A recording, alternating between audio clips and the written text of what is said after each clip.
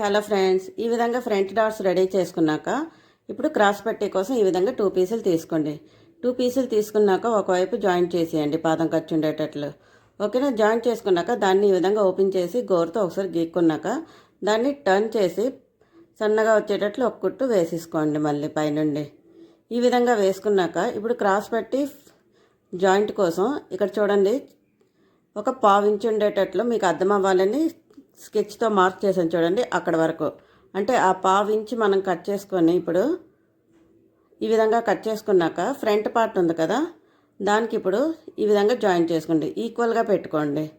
మనకి ఇక్కడ పెట్టేటప్పుడు కొంచెం ఎగుడు దిగుడు ఎలా పెట్టాలి ఏంటని చాలామంది ఆలోచిస్తూ ఉంటారు కదా, అలా కాకుండా ఈ విధంగా ఈక్వల్గా పెట్టేసుకోండి.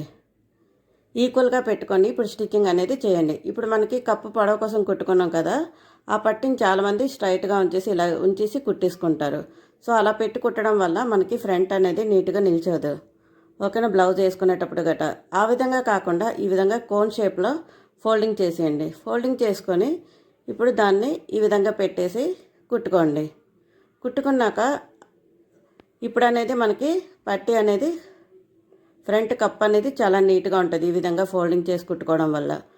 ఓకేనా? తర్వాత ఇప్పుడు చూడండి, స్టిచ్చింగ్ చేసుకున్నాక అక్కడ మనకి ఎలా ఉందో అది చూడండి, ఎలా ఓపెన్ ఉందో. ఆ విధంగా ఓపెన్ అయింది అనుకోండి, మనకి కప్ అనేది నీట్గా ఈ విధంగా ఉంటుంది. నచ్చితే తప్పకుండా లైక్, షేర్ అండ్ కమెంట్. ఓకేనా ఫ్రెండ్స్?